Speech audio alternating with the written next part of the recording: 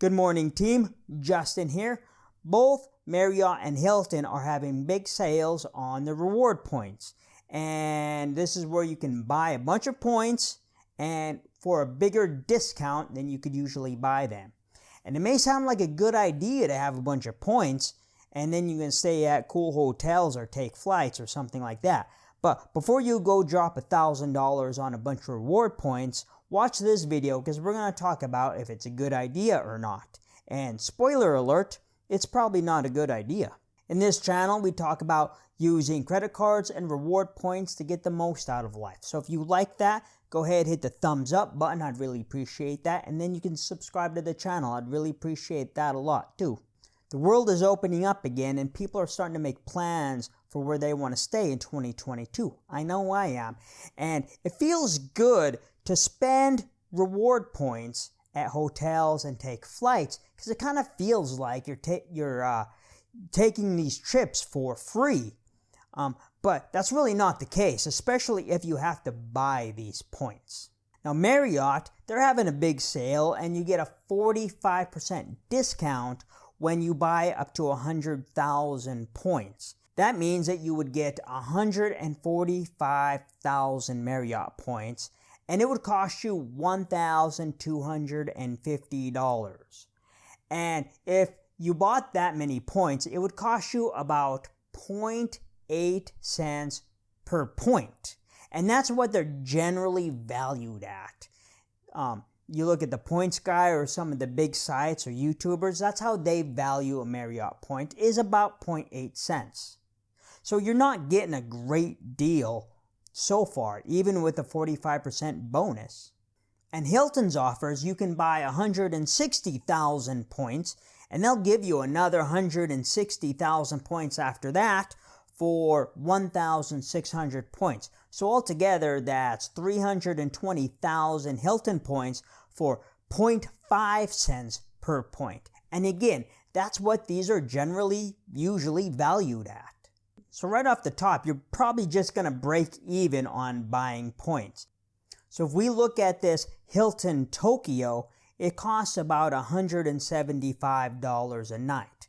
And in points, it's going to cost 55,000 points a night. So if we bought the points instead of paying money, we would spend $275 on points to stay at this hotel. Now if we look at the Conrad and Koh Samui, that costs us $376 a night. And if we bought the points, that would cost us $475 pay for the points. So either way, it's cheaper on these two specific deals to pay with cash instead of buy points and then transfer them for the free nights. Now, Hilton does have the fifth night free, so Koh Samui would be in cash for 5 nights, $1,880, and in points, we'd be $1,900, and that's with the free night, the fifth free night in the points. So we're still losing money on that. It's still cheaper to pay with cash. But disclaimer, prices are a little goofy right now because the world's still shut down. It's hard to get to places like Japan and Thailand. And the prices of the hotel will be down a lot too just because there's no tourists. But you might be able to find places in the United States or Canada that do offer value. But the point is, generally, it's not the most valuable thing to buy points to stay at a hotel. Better to get your points somehow else and not just buy points for the sake of buying points.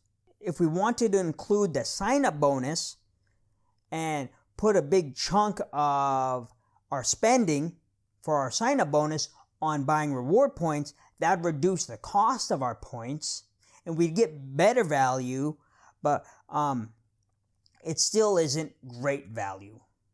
So the Hilton Surpass right now has a sign-up bonus of 130,000 points when you spend 2,000 in the first 3 months. So if we bought the 320,000 points and put that toward our sign-up bonus, that would leave us $400 before we get the sign-up bonus on our minimum spend, which $400 is easy, so we'll just not even count that. We're spending $1,600 on 450,000 Hilton points. That would be about 0.35 cents a night. So now that Tokyo Hilton, that would cost about $192 with a lower cost basis on our points. And the Conrad and Koh Samui, that would cost $332 a night. Now, buying points for your minimum spend could be a good idea if you only have like a couple $100 that you want to spend, or maybe $1,000 or something to meet that minimum spend. But the more money that you put on towards points, you kind of dilute the value of the sign-up bonus. It's better to use the minimum spend on things that you're going to buy anyways. And when you buy points, it's a good idea to have a plan on how you're going to spend them.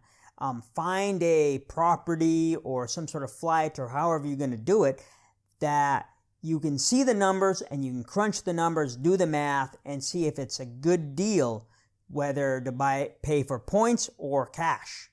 Or if you already have a plan and you only need like an extra 10,000 points to stay the week at a hotel or get the flight, and you only need to spend like $100 or $50 to get your points up to how much you need, then that's a good time to buy points.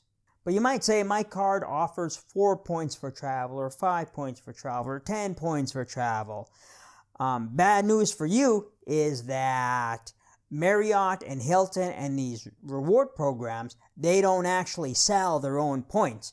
They're sold by a different merchant that does the transaction, and it just counts as like an everyday other kind of spend category. Doesn't count as travel or hotels or nothing like that. It's just everyday spend.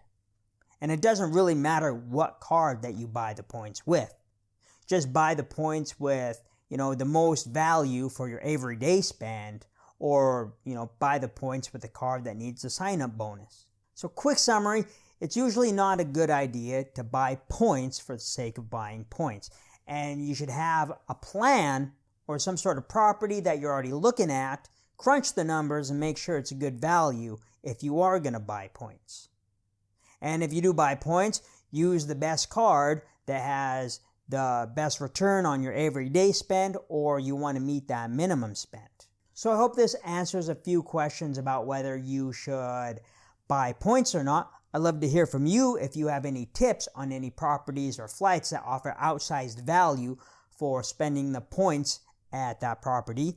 Leave a comment down below. Hit the like button if you learn anything in this video. Subscribe to the channel if you like hearing about reward points and credit cards. And I think that's all I got for you. I want you to go have a good day, all right? Justin out.